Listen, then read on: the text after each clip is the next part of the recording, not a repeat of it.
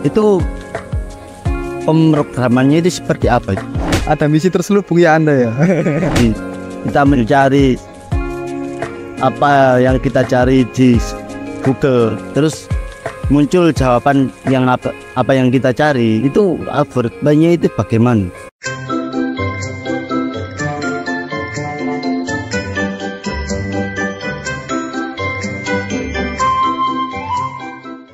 Assalamualaikum warahmatullahi wabarakatuh. Di sini di video kali ini kita bersama rekan Rafif dan dia dan Mbak Desi. Ya.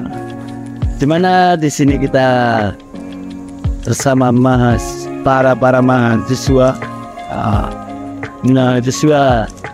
teknik informatika. Sini kita akan membahas mengenai informatika itu apa yang dipelajari di dalamnya. Sebelum pembahasan lebih lanjut, kita nyantai-nyantai dulu. Mau mas, kopi ini dimingisit. Oh, itu. Oh no. Oh ini ada. Ya, betul.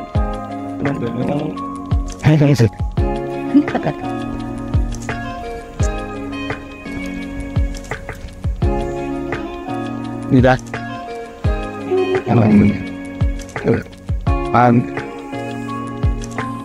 Para mahasiswa teknik informatika. Di sini saya bertanya, yang dipelajari dalam informatika itu seperti apa? Apa yang dipelajari? Masalah pembelajaran ya? Ya. Di informatika khususnya kita ini kan masih awal-awal semester gitu. Maksudnya saya juga masih semester 2. Awal-awal semester ini pembelajarannya biasanya itu tentang dasar-dasar dulu. Nah, untuk saat ini yang lebih difokuskan itu ke dasar pemrograman. Nah, dasar pemrograman ini biasanya kita menggunakan bahasa C++ karena bahasa C++ ini mudah untuk dipahami lah, untuk bahasa-bahasa dasar mudah dipahami. C++ itu apa? Alat untuk membuat program. C++ itu bahasa yang digunakan untuk membuat suatu aplikasi atau suatu sistem operasi atau apalah.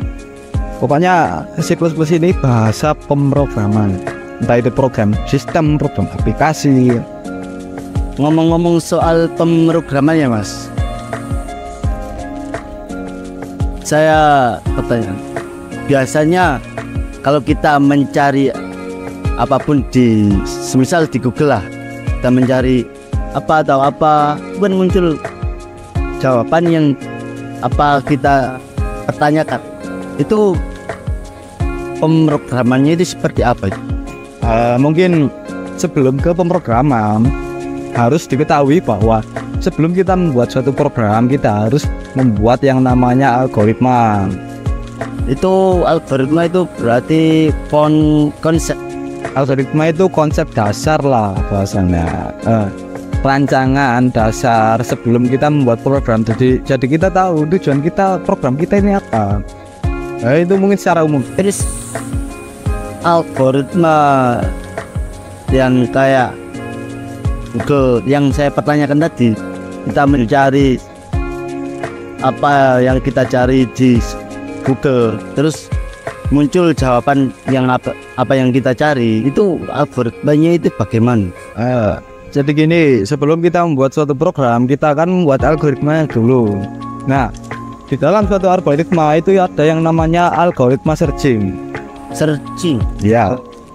Jadi di algoritma searching ini kita membuat algoritma atau konsep rancangan itu supaya kita ketika kita mencari suatu data itu bisa dibantu dengan algoritma searching ini supaya pemecahan masalahnya lebih gampang. Kita mencari cara supaya di dalam suatu permasalahan untuk memecahkan suatu masalah kita mencari mencari cara yang lebih simple lah supaya bisa tidak memberatkan atau tidak menjadikan suatu sistem itu lemot. Karena kan ketika kita menggunakan pencarian, ketika tidak efisien, sistem itu akan berjalan tidak sesuai. Jadi sistem tidak akan maksimal kalau konsepnya salah. Berarti kalau kita membuat algoritma pencarian lah ya Mas, apakah hanya ada satu metode atau ada metode lain untuk membuat algoritma tersebut? Di algoritma searching itu sebenarnya metodenya itu terdiri dari banyak lah. Saya mungkin tidak bisa menjelaskan, cuma yang saya ketahui secara umum itu biasanya yang digunakan itu linear dan searching binary. Linear dan searching. Perbedaan linear dan binary ini sangat jauh perbedaannya, karena kalau kita menggunakan metode searching linear itu kita misalkan punya suatu data ya, misal kita mempunyai data 10, kita mau mencari dari angka 1 sampai 10 ini, kita mau mencari data yang berangka 8 ya. Nah kalau kita menggunakan linear itu kita mencarinya dari angka 1. Kalau nomor 1 nggak sama dengan nomor 8, berarti kita urut ke nomor 2 tuh. Jadi linear ini lebih ke urut lah, dari awal sampai akhir sampai data ini ditemukan. Nah sedangkan kalau kita menggunakan searching binary itu ketika kita artinya data jumlah 10 ya, nah, terus kita mencari data yang berangka 8. Lah data 10 ini kita bagi 2 dulu, mana yang mendekati angka 8. Semisal data 10 ini dibagi 2, 1 sampai 5 dan 6 sampai 10. Nah 8 ini, posisi angka 8 yang kita cari itu berdekatan dengan yang 6 sampai 10 atau yang 1 sampai 5 gitu. Nah ketika berdekatan, misal angkanya 8 berdekatan dengan 6 sampai 10, ya udah angka 1 sampai 5 nya dibuang, nggak dicari. Kita mencarinya di angka 6 sampai 10. Lah angka 6 sampai 10 ini kita bagi 2 lagi. Jadi prosesnya itu dibagi 2, setelah itu dibagi 2 lagi sampai datanya penuh.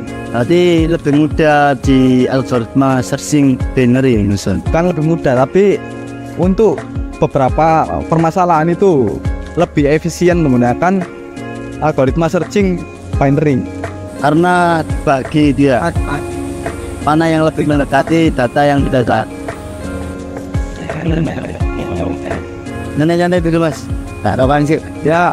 Mungkin itu secara umum, maksudnya biar mudah dipahami lah. Anak Devi kok jam-jam balik. Nah ini yang mau saya pertanyakan ini, kenapa kok ada perempuan ini gitu lah, kan dia kenapa nggak tahu kok kentel terus gitu. Ini nggak ada kok bisa gitu loh. Ada apa karo Irfan? Sama Irfan ada apa? Apa ya? Bawa deh. Ada hubungan spesial ini kayaknya. Nggak ada doang. Ada dah. Ayo. Kak, jangan pulih. Nggak ngerti. Motivasi kalian masuk informatika ini apa sih? Oh, bisa tertarik gitu. Makan banyak yang mengatakan bahwa di informatika ini sulit emang sulit. Tapi emang sulit. Saya sih Ukuran orang tua. Manut saya. Mana benar? aslinya nggak pengen kuliah. Keren sih. Ya mungkin kalau saya pribadi ya, karena dari kecil memang tertarik di bidang komputer. Oh, jadi dari keluarga juga banyak gitu yang expert dalam bidang komputer. Jadi saya termotivasi lah. Biasa kayak jadi gitu enak kayak bisa kok ginilah gitulah. Gila, saya itu sering itu terinfluence lah dengan film-film tentang pemrograman dan jenis gitu. Ketika saya lulus sekolah mau melanjutkan itu, saya pikir mungkin bisa saya coba lah di informatika ini. Ternyata ya susah. Tapi sekarang lebih gampang kok, karena kan ada AI. Iya, AI juga sebenarnya ada plus minus juga AI. Jadi memang AI itu memudahkan kita dalam hal-hal seperti inilah. Kalau kita mau belajar dari AI itu gampang, cuma sering disalahgunakan itu ya saya sendiri juga menyalahgunakan cari jawaban tugas itu di AI akhirnya kan belajarnya kurang dan ketergantungan di AI itu. Yang bahaya itu seperti itu. Sebenarnya kalau dibuat metode pembelajaran AI itu bagus, cuma ya itu tadi karena mudah jadinya ya ketergantungan, dimanfaatkan secara tidak benar lah pokoknya. Kebiasaan anak muda sekarang. Rasa benar sih kalau Selain kuliah, kesibukannya apa, Mas Rabib? Apakah kerja juga? Saya kenal dulu.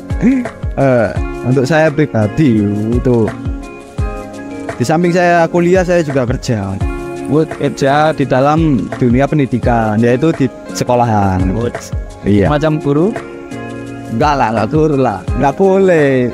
Belum punya titel S1 itu nggak boleh jadi guru itu. Minimal itu S1 lah. Bagian apa di sekolah? Untuk saat ini saya sebenarnya toolman itu menyiapkan alat untuk praktek. Kebetulan kan saya kan di SMK ya, jadi kan ada prakteknya. Itu saya menjadi toolman untuk mempersiapkan alatnya berupa komputer gitu. Kalau boleh tahu di SMK mana? Di SMK Taul Ulum Lirang di daerah Bunga Gresik lah. SMK-nya terakreditasi Akreditasi B untuk saat ini. Ya diusahakan menjadi A lah, cuma berat. Masih Proses termigas bisa menjadi toolman ya. Belajar tentang mengenai informatika apakah itu Mas? Hanya tukang kuliah saja tahu? Untuk materi-materi yang ada di informatika sih sebenarnya saya juga mempelajari di luar kuliah ya. Bahasanya dulu juga pernah belajar tentang pembuatan web, tentang hacking ya, ini sedikit lah gitu. Cuma kan saya pribadi masih butuh kuliah kan supaya ada yang membimbing gitu loh. Takutnya ketika belajar otodidak itu salah jalan atau gimana gitu. Udah gak enak, maksud iso gak ada titel S1 kan. Tapi kalau sudah di kuliah loh ya, banyak mahasiswa yang mengalami karena tugasnya. Termasuk Mbak Devi ini apakah menurut? Banyak sih. Ya itulah plus minus dari kuliah. Kita namanya juga meneliti ya. Pasti ada baiknya. Dari semester dasar, apakah sudah mempunyai pandangan untuk nanti selesai kuliah itu bagaimana lanjut pendidikan di S2 atau berhenti atau kerja? Berat. Tahu bagaimana? Sebelum mengetahui bahwasanya kuliah itu sulit, saya itu berkeinginan untuk S2 sebelum mengetahui. Setelah mengetahui tinggal seperti apa, kayaknya S1 saja cukup. S1 saja cukup. Sudah capek.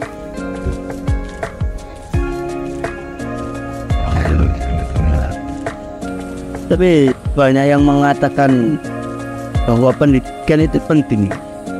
Tapi kalau yang saya pandang ya,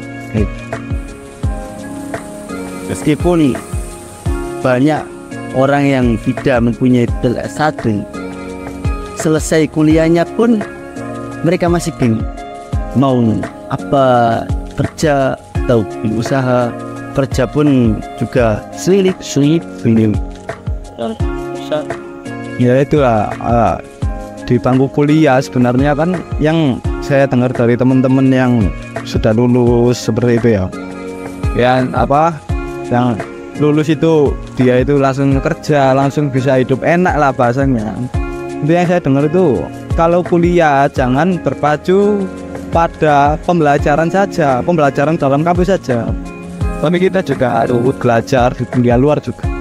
Entah itu organisasi, relasi, berupa relasi. Dari kan kita mendapatkan relasi gitu. Siapa tahu salah satu orang yang ada di organisasi itu nantinya bisa menjadi big boss kan, kita kan bisa mencari kerja gitu. Mungkin nanti Mbak Dewi yang bisa jadi Mungkin Mbak Dewi big boss itu. karena kan orang diam kan menandakan bahwa ilmunya itu banyak. Dan saya dengar sih Mbak Devi ini suka bisnis soalnya. Bisnis hebat kan, Hebat kan. ya mau bisnis di usia dini. Usia dini mau ke bisnis dong. Ya bagus lah untuk usia seperti kita ini kan. Awal-awal memang bisnis yang tidak menguntungkan itu ya ada gitu loh. Ya bang, rugi tenaga, rugian. Coba kan dari situ kita bisa belajar bisnis. Mumpung di usia muda ya, banyak-banyak ada pengalaman. Makasih loh Mas, udah mau bagi ilmunya. Boleh. Ya sambil ngopi-ngopi santai apa-apa. Ngomong-ngomong kesibukannya apa teman sekarang? Ya pengangguran Mas. Enggak. Saya dengar kok kerja juga. Ya jangan. Kerja bagian apa ya? Kok kepo? Cuma pasti Mas teknisi jaringan kayak Mbak Berarti pemberi layanan internet. wifi gitu ya? Oh berarti dengar kan di kampus Universitas Komarudin ini, Universitasnya Informatika kan nanti kita semester 5 atau semester berapa kan ada penjurusan ya? Iya.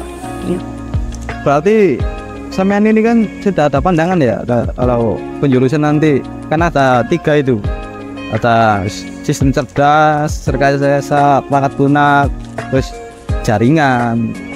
Mungkin sudah mempunyai pandangan untuk masuk ke jaringan. Mungkin itu jadi solusi akhir ketika nanti penjurusan ke gimana pemilihannya. Kenapa kok jadi solusi akhir betul? Kok nggak yakin dengan jaringan ini? Dan nggak yakin ya, karena saya pribadi pun ingin juga bisa paham lah di bidang lain selain jaringan. Karena di jaringan ini kan dapat saya pahami di dalam pekerjaan saya. Jadi bagaimana di bangku kuliah ini saya bisa alih dalam bidang lain selain jaringan. Banyak. Saya masih bimbang lah sekarang. Lihat nanti. Tapi kalau kerja jaringan itu sebenarnya enak aja Mas. Setiap kerja lainnya ada nggak enaknya. Berarti sama ini itu ya lebih ke lapangan ya? Ya lebih ke lapangan. Kayak perkabelan gitu. Maintenance, kalau ada pelanggan yang ingin pasang ya.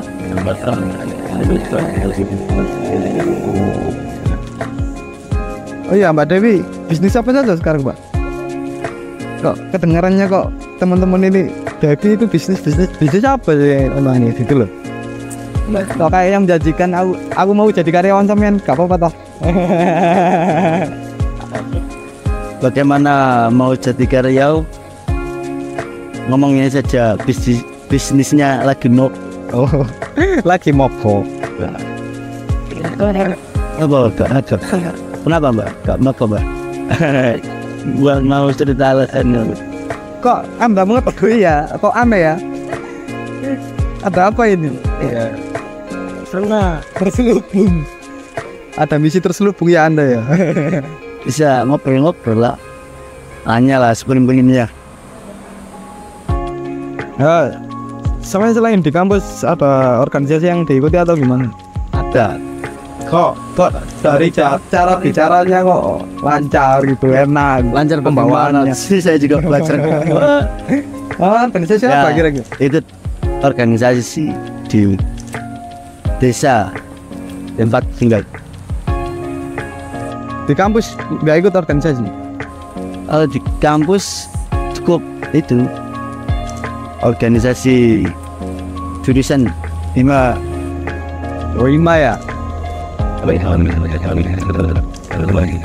Apa sih keuntungan di organisasi mas? Biar teman-teman ini juga tahu gitu loh. Keuntungan di organisasi itu bisa kita dapat kalau kita mau berproses di dalam karena organisasi hanyalah sebuah organisasi, sebuah nama. Untung tidaknya kita itu tergantung kita. Apakah kita mau itu berkontribusi entah itu dalam hal apapun lah, pasti ada keuntungan tersendiri lah di pada organisasi. Contoh dalam organisasi kan juga melatih untuk public speaking juga. Tergantung, kalau kita mau ya kita bisa belajar, dan kalau nggak mau ya bisa tetap terhama kalau Tadi kan sampean ya yang tanya-tanya ke saya, sekarang dibalik ya. Biar imbang. Awal bagaimana sampean masuk informatika ini, ceritanya seperti apa gitu? Kok bisa masuk? Apa karena emang pekerjaannya dari awal itu jaringan gitu, makanya melanjutkan ke informatika, atau seperti apa? Atau ada motivasi yang lain?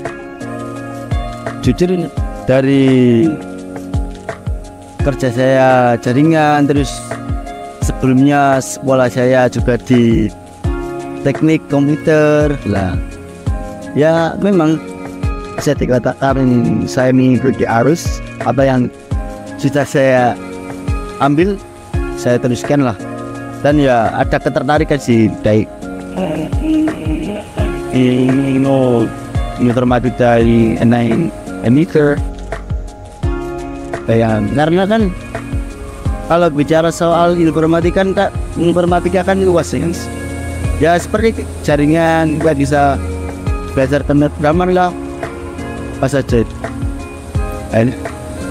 Berarti kedepannya, ngomong-ngomong tadi kan membahas saya soal pandangan ke depan.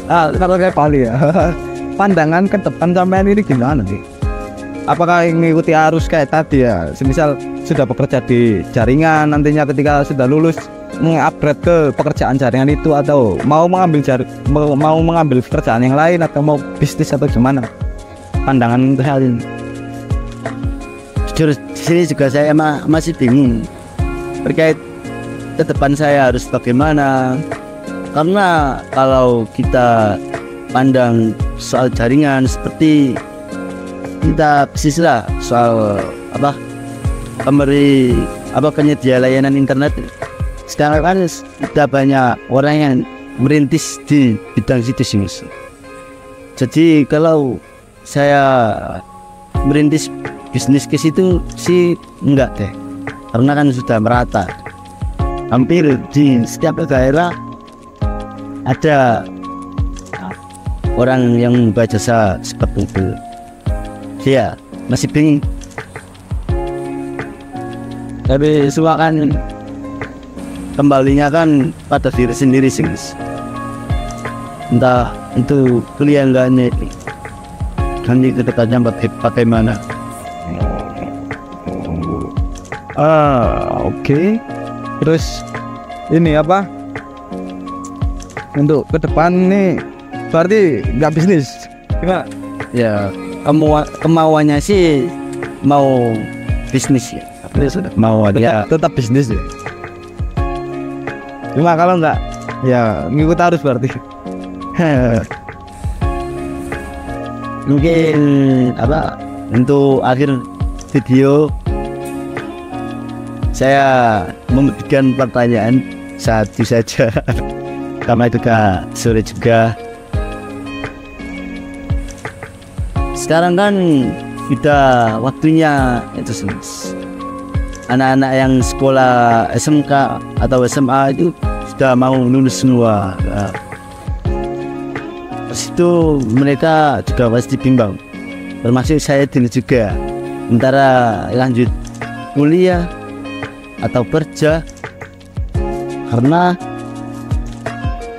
kalau kuliah pun mereka juga bingung terkait jurusan apa yang ingin dia ambil.